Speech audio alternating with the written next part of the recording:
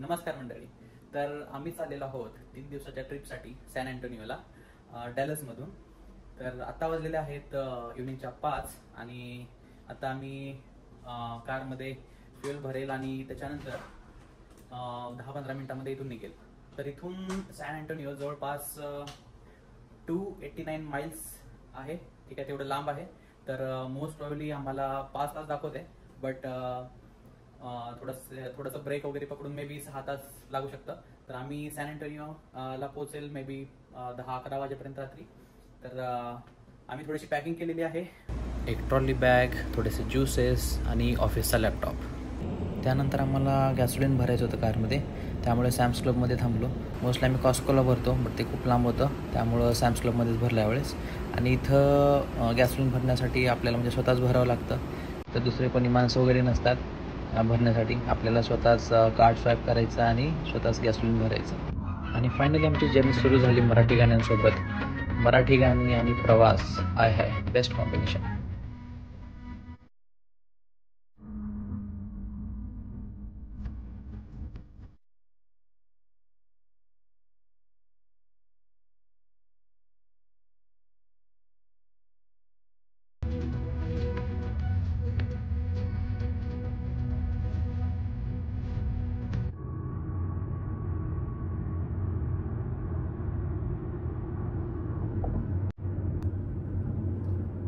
तर आता वाजलेले आहेत 7:30, सायंकाळच्या 7:30 आणि बघू शकता की ऊन आहे अजून सुद्धा.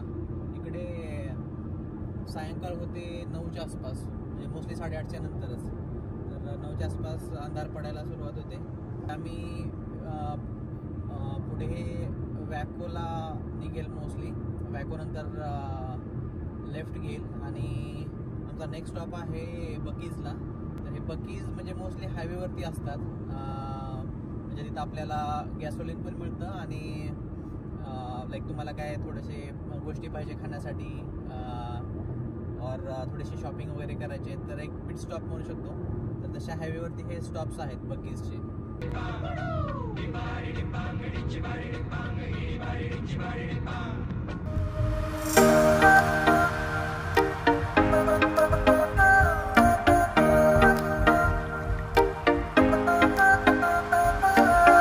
तर आम्ही आता बकीजला पोचलेलो आहोत. सो आता इथं आम्ही थोडंसं फ्रेश वगैरे होऊ आणि त्याच्यानंतर सॅन अँटोनियोसाठी निघेल आम्ही. शॉपिंग मॉल वाटू लागले. इथं वेगवेगळ्या प्रकारचे कपडे, लहान मुलांसाठी खेळणी, काही वस्तू, टॉयज आणि ट्रॅव्हलिंगसाठी लागणारं सगळं सामान इथे दिसत होतं.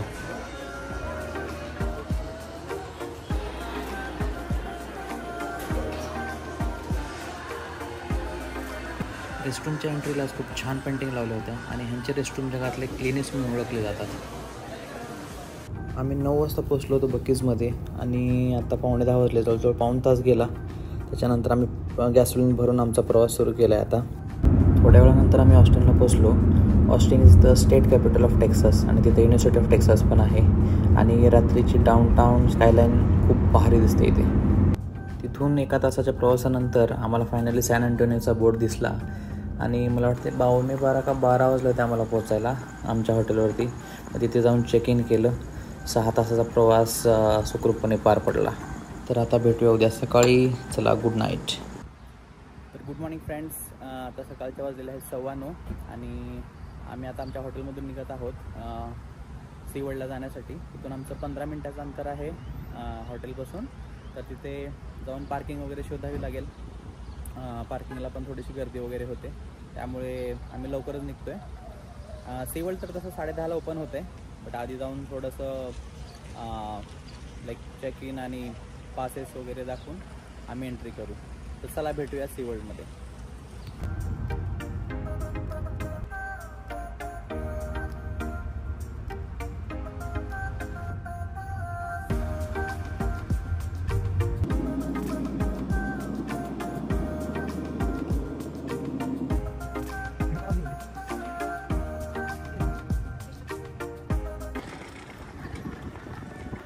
आम्ही पोचलो आता सीवर्ल्डमध्ये आणि टेम्परेचर खूप हाय आहे, गरमी होते खूप. आणि सनस्क्रीन आम्ही बरोबर कारमध्ये विसरलो.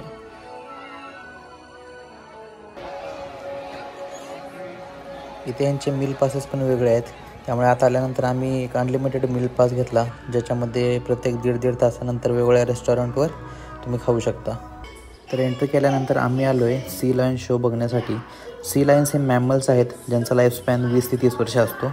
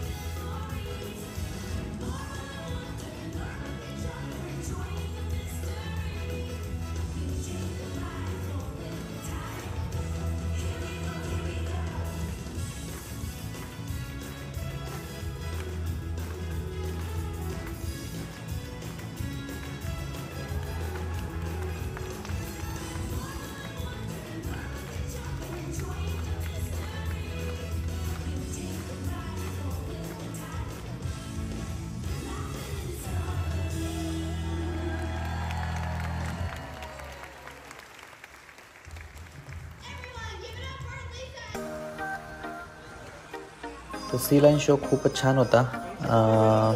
अर्धा तासाच्या आसपास मला वाटते असेल तो शो. आणि त्यानंतर आम्ही आता म्हणलं की बाकीचे पण थोडेसे प्राणी बघू, म्हणून थोडंसं पुढं निघालो. आणि थोडंसंच पुढे गेल्यानंतर खूप छान फ्लॅमिंगोज दिसले. त्यानंतर आम्ही आलो ओरका व्हेल शो बघण्यासाठी. तिथे प्रचंड गर्दी झाली होती आणि सीट्स खूप थोडे शिल्लक होते. ओरका व्हेल, ज्याला किलर व्हेल पण म्हणतात, हा डॉल्फिन फॅमिलीचा एक मेंबर आहे आणि ह्याच्या बॉडीवरती ब्लॅक अँड व्हाईट पॅटर्न असतो. हा 35 मैल्स पर आवर या स्पीडने पोहू शकतो आणि ह्याचा लाईफस्पॅन 50 ते 90 वर्ष असतो.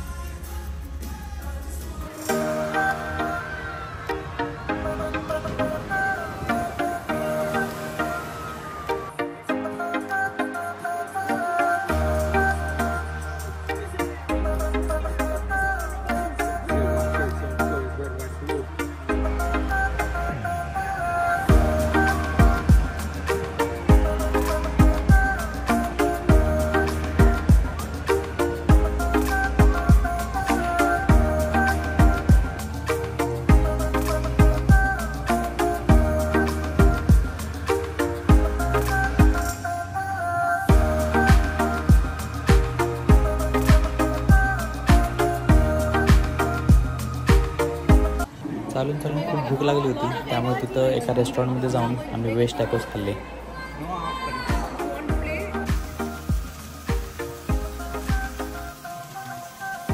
थोडंसं पुढे गेल्यानंतर मला सगळ्यात मोठी राईड दिसली, ती म्हणजे steel hill. I would say this is one of the best thrilling and adventurous ride in the sea world.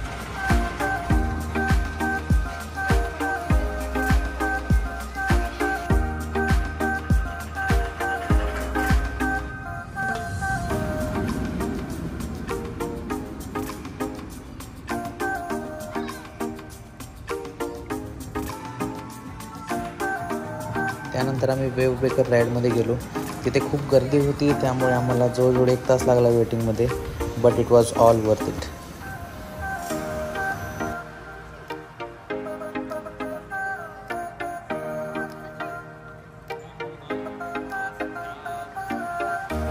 C वर्ल्डमध्ये चालून चालून खूप एक्झॉस्ट झालो होतो आणि गरमी पण खूप असल्यामुळे थोडंसं एनर्जी डाऊन झाली होती. त्यामुळे आम्ही एका हॉलमध्ये गेलो, जिथं छोट्या मुलांचा एक प्ले चालू होता आणि त्या हॉलमध्ये ए सी असल्यामुळे आमची खूप छान झोप पण झाली. सध्या छोट्या मुलांच्या वॅकेशन सुरू असल्यामुळे गर्दी खूप होती आणि त्यामुळे आमच्या एवढ्या राईड कवर नाहीच झाल्या, बट आम्ही तरी पण 4-5 राईड कवर केल्या.